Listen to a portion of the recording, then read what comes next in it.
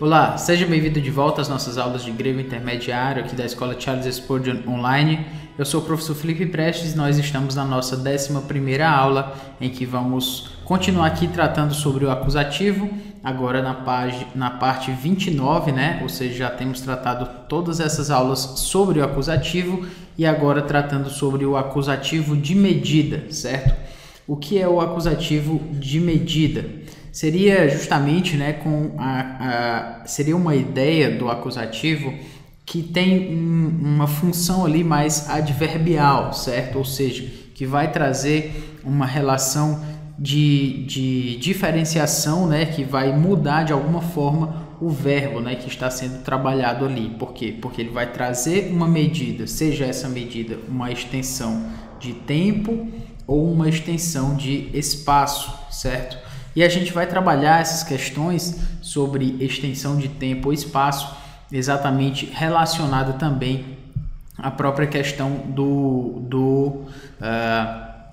do acusativo em relação ao genitivo, em relação ao dativo, que também muitas vezes são relacionados às questões de tempo ou espaço, mas com as suas devidas peculiaridades. No caso do acusativo, já temos falado algumas vezes que a sua ideia raiz, vamos dizer assim, ela tem a ver com uma extensão, certo?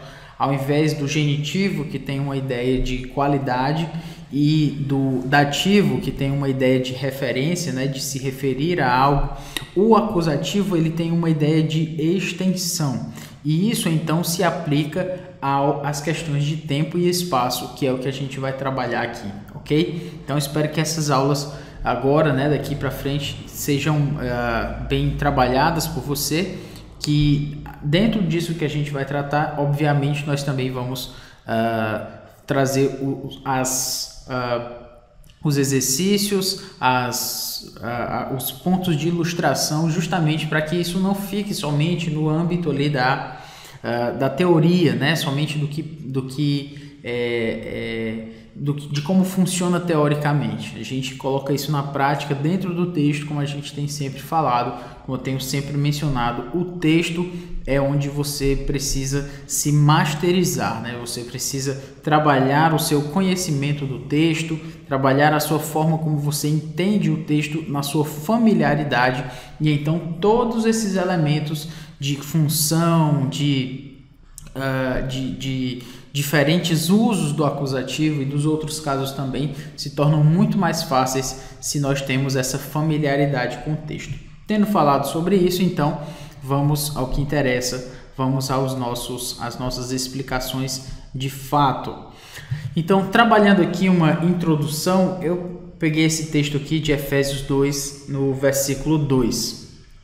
E aqui nós temos o seguinte: Remeis de ton plum dianusantes apo tiro catentessamen eis ptolemaida kai as passamenoi tus adelfus emenamen remeran mian par autois. Então esse texto aqui de Efésios 2 e 2: Quanto a nós, concluindo a viagem de Tiro, chegamos a Ptolemaida, onde saudamos os irmãos, passando um dia com eles.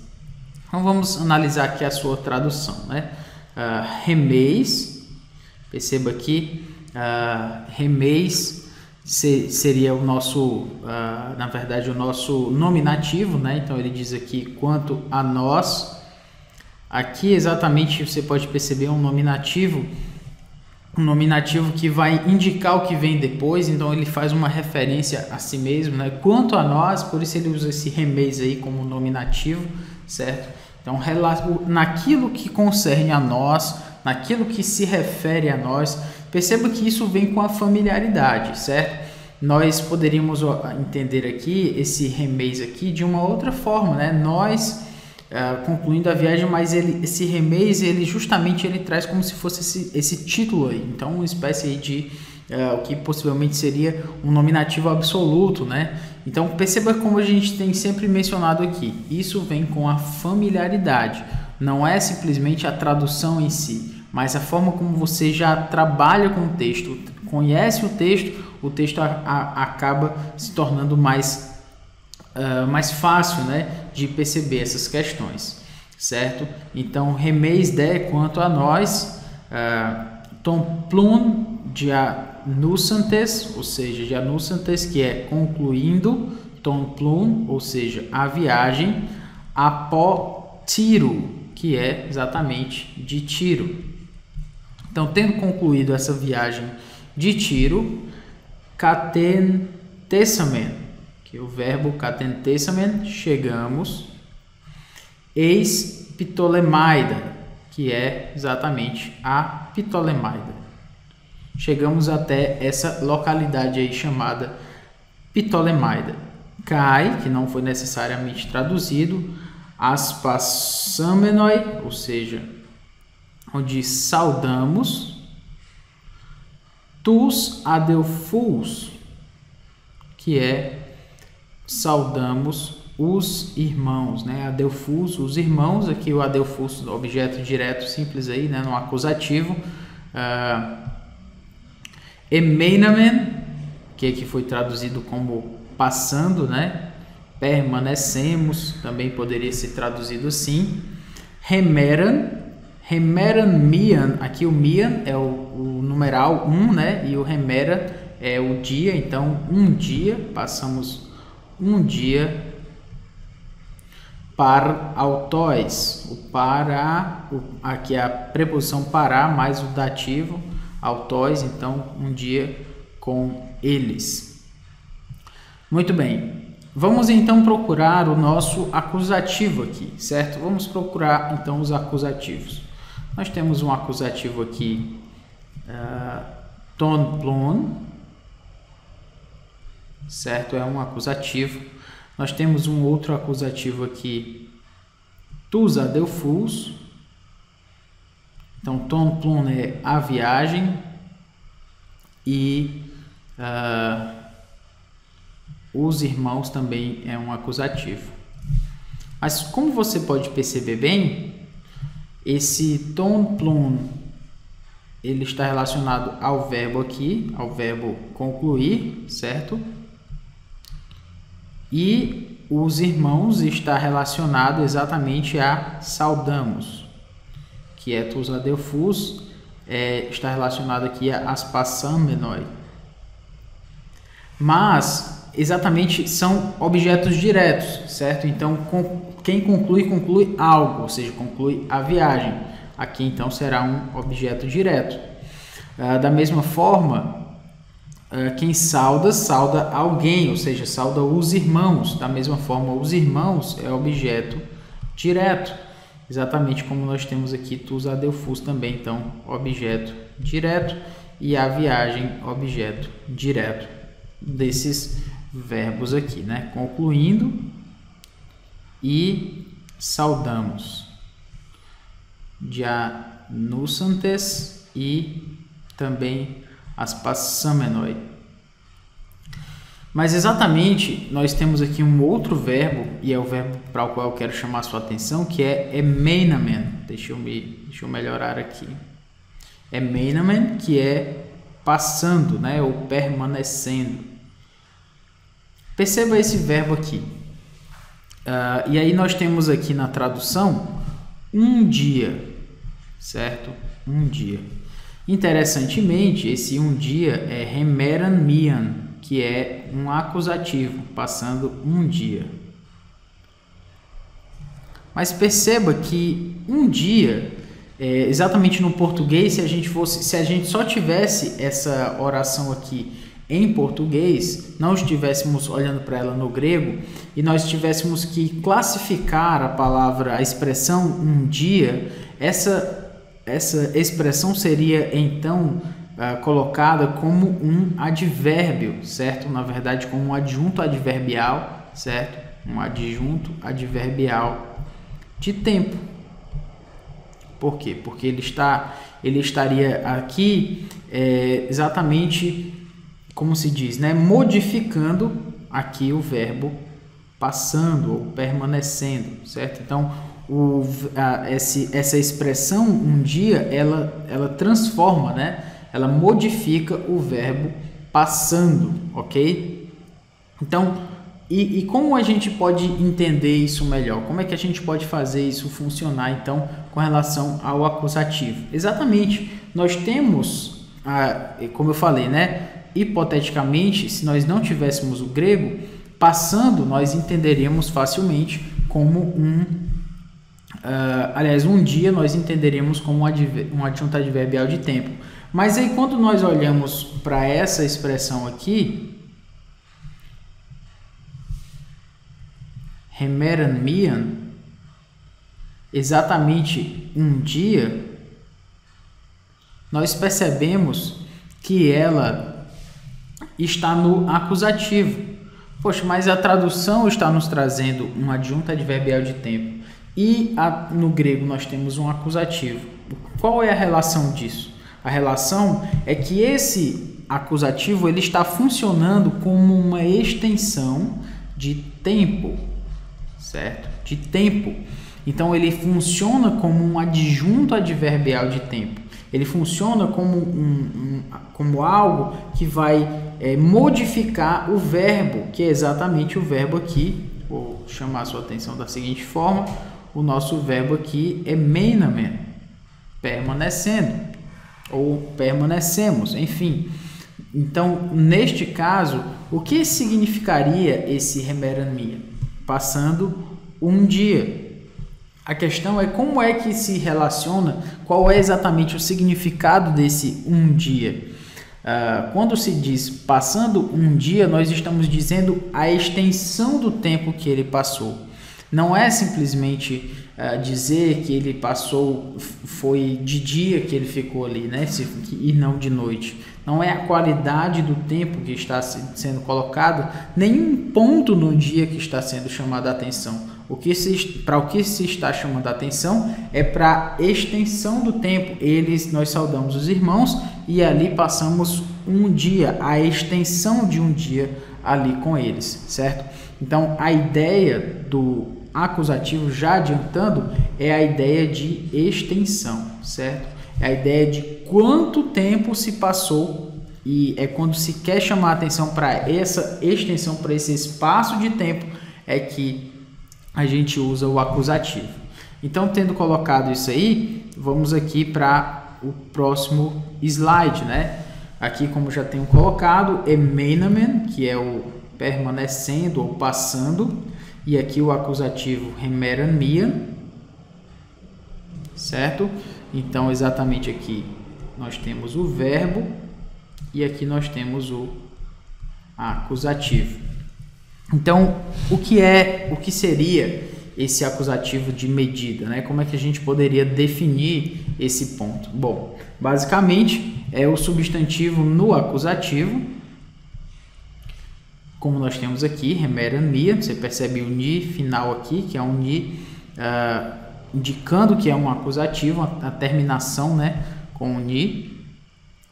No caso aqui na primeira declinação. Então, o substantivo no acusativo indica a extensão da ação verbal. Ou seja, nós temos o verbo, uma ação verbal.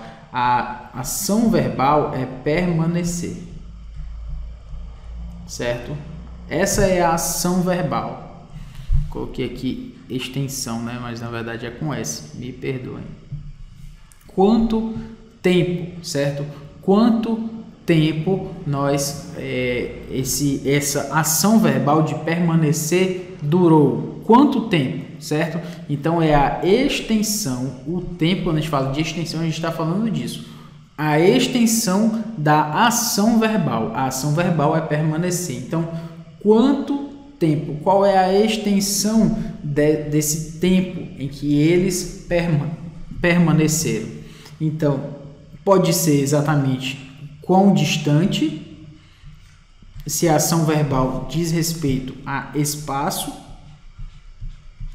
ou quanto a tempo, né? Ou seja, quanto tempo, que diz respeito a uma extensão de tempo. Então, na verdade, o acusativo relacionado ao tempo, ele responde à pergunta quanto tempo.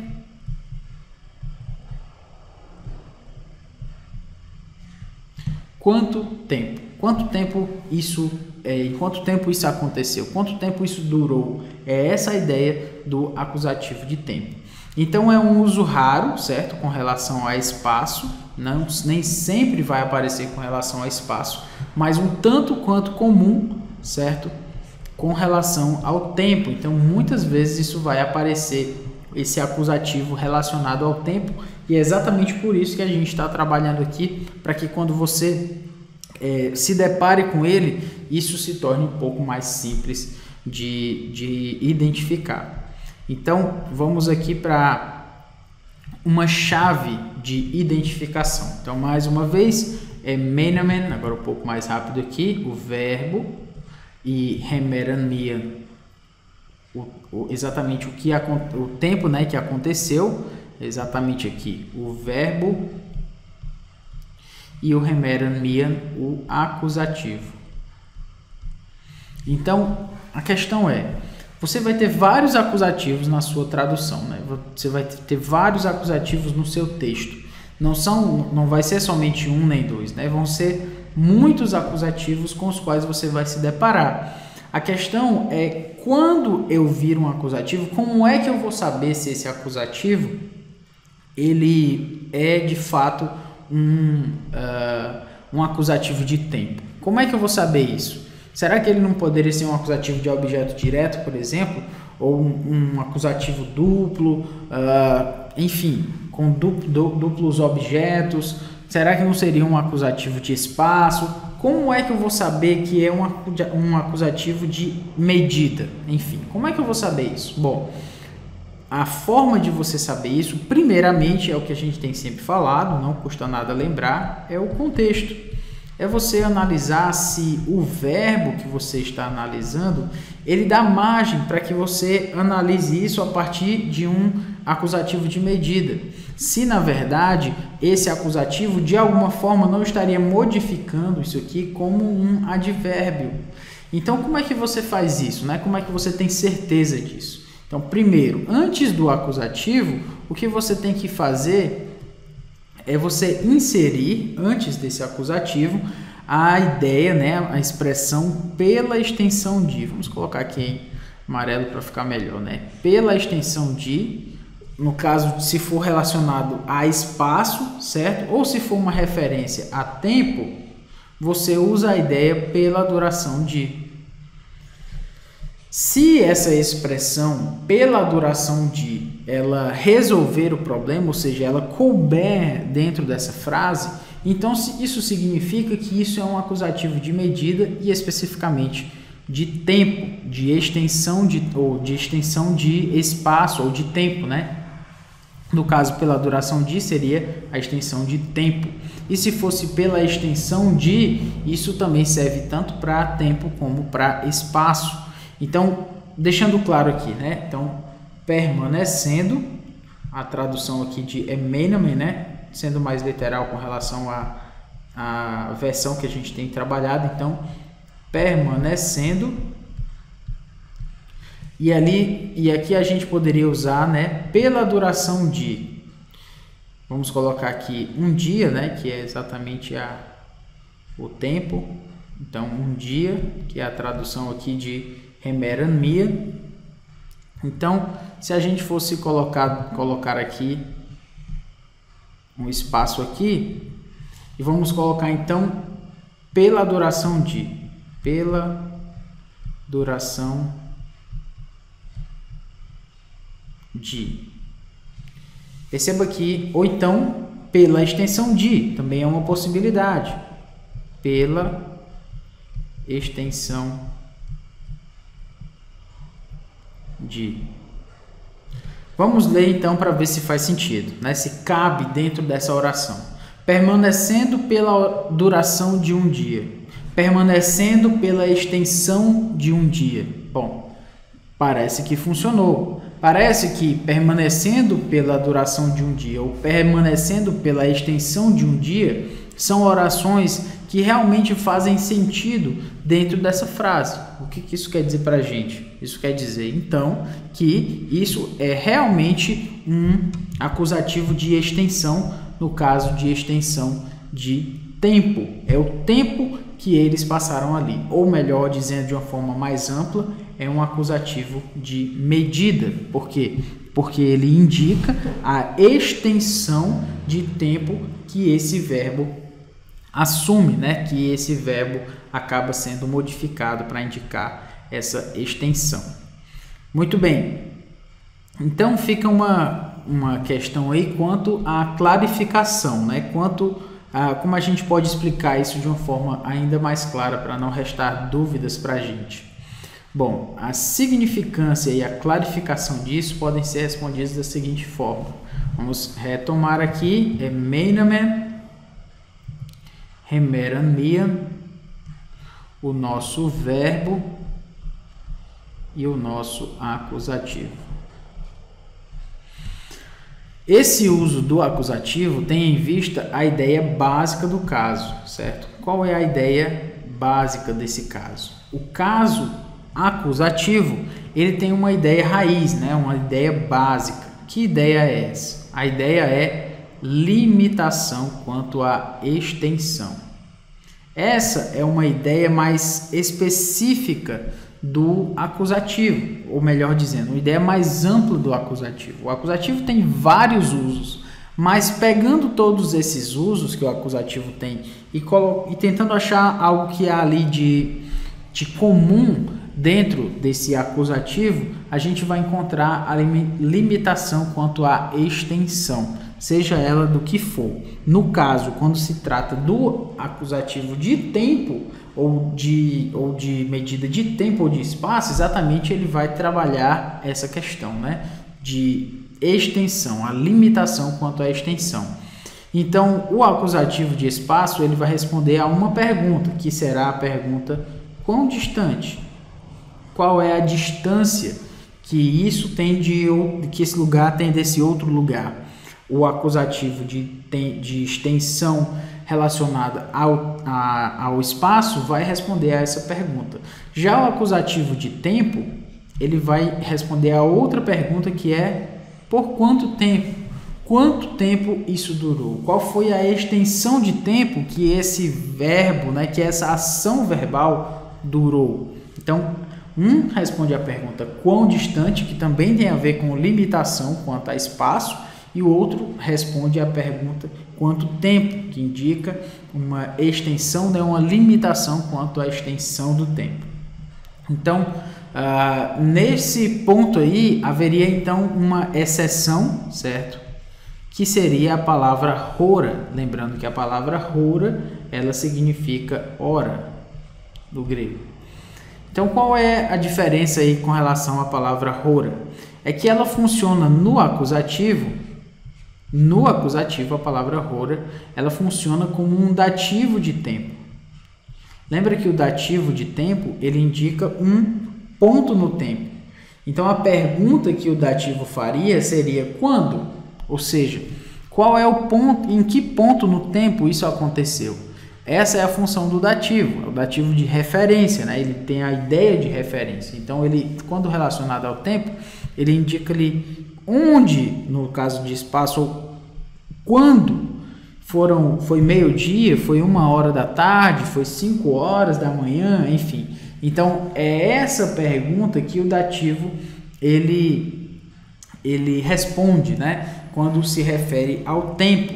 Neste caso, no caso da palavra hora, né? Da palavra hora, é uma exceção dentro do acusativo, que se hora estiver sendo utilizado como um acusativo de extensão de tempo, ele vai sim responder a pergunta quando,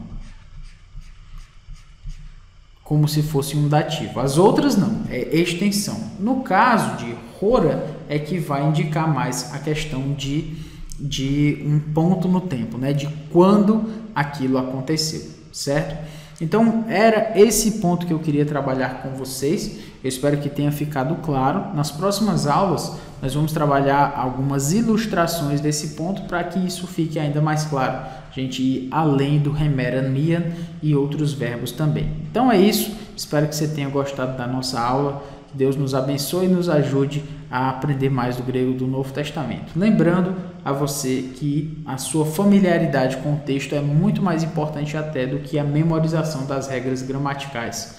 As regras gramaticais devem servir ao seu entendimento do texto bíblico, mas você precisa ter contato com ele, ok? Então é isso, que Deus te abençoe.